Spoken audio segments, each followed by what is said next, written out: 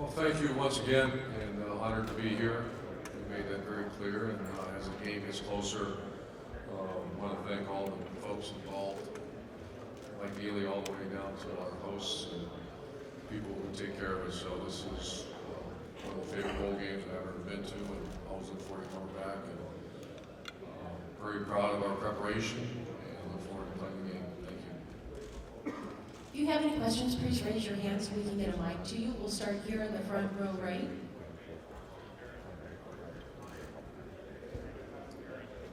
Hi, Coach. Tony Zarella, CBS Cleveland.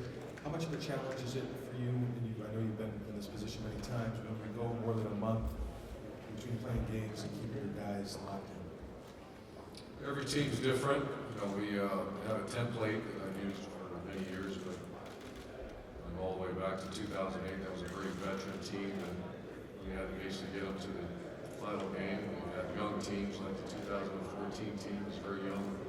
This team falls more to that moment, so we practiced hard. I've tried to put them in as many game situations as possible.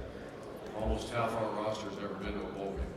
And the freshmen have never played in a bowl game, so it was a little different preparation than we've had if you were a veteran team. So that's the only difference. And now it's all about getting them off their feet, and getting ready to go, and rested, so they can play the best. Third row right. Coach, you don't really think of Clemson, Ohio State being traditional recruiting rivals, but Coach Lee said the other night that you two have gone after a lot of the same players. I wonder if that's your experience, what it's like to recruit against Clemson. Well, it started at Florida. I really didn't know much about Clemson, and we lost a player to them. I did understand that.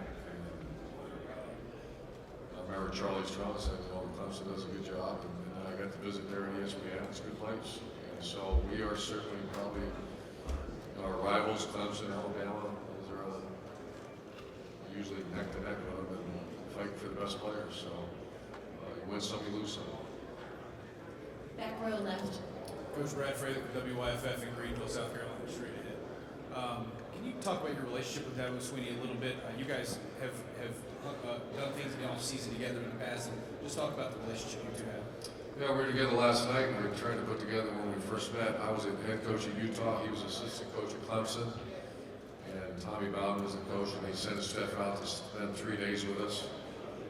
That was the first time we met. And then this Phil Knight at Nike invites, I don't know, 15 to 20 coaches every year to get away. And that's when our relationship really got strong. Our wives were very good friends, so just very good relationship. Third row right.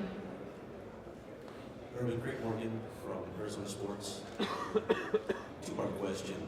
Why do you think you've had so much success in bowl games? And secondly, do you think about your legacy at the other college football coaching?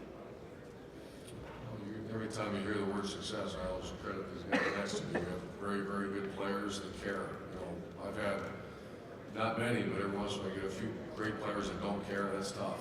But when you start seeing Raekwon McMillan, Pat Elflein, JT Barrett, Lee Cooker, they're not only great players, but they care deeply about their team. And so we push team first. We push brotherhood and trust, other things. So we want to get a group of players that play really hard and get them to care about each other. That's why we've had success. Second row center. Karen Krause from the New York Times. At a time when a lot of parents are steering their kids to specialization so that they can maybe be in a program like yours someday, you have a lot of multi-sport athletes. What is your philosophy? Specialization, you have to speak on it. Concentrating on football only in the hopes of someday being in a program like this. You have a lot of multi-sport athletes in your program. You were a multi-sport athlete. What's your philosophy? I think every parent, I just speak on behalf of my kids. I was very disappointed when my daughters, that was a time lockdown. When I was told that she had to play volleyball year round, because I think you should play multiple sports. My son plays baseball, football. I always like the athletes that play more than one sport. Quick follow, does it change at the college level? Does it change at the college level? Do you think that's when they need to specialize? Yeah, there's just really no time. I've had some dual multi-sport players, I think one or two at most. Track and football are fine, but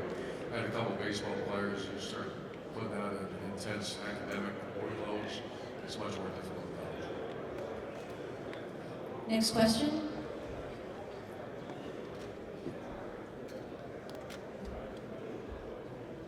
Second row here on the right.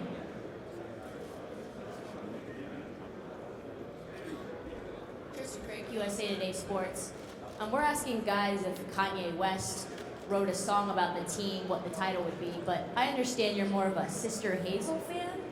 If Sister Hazel wrote a song about your team, what would you say the title would be?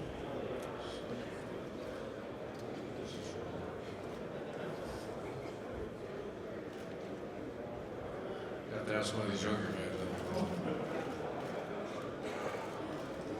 At this time, this will end our questioning with Coach. So we'll open up the floor now to all players and coaches. If you would still like to speak with Coach Meyer, please just approach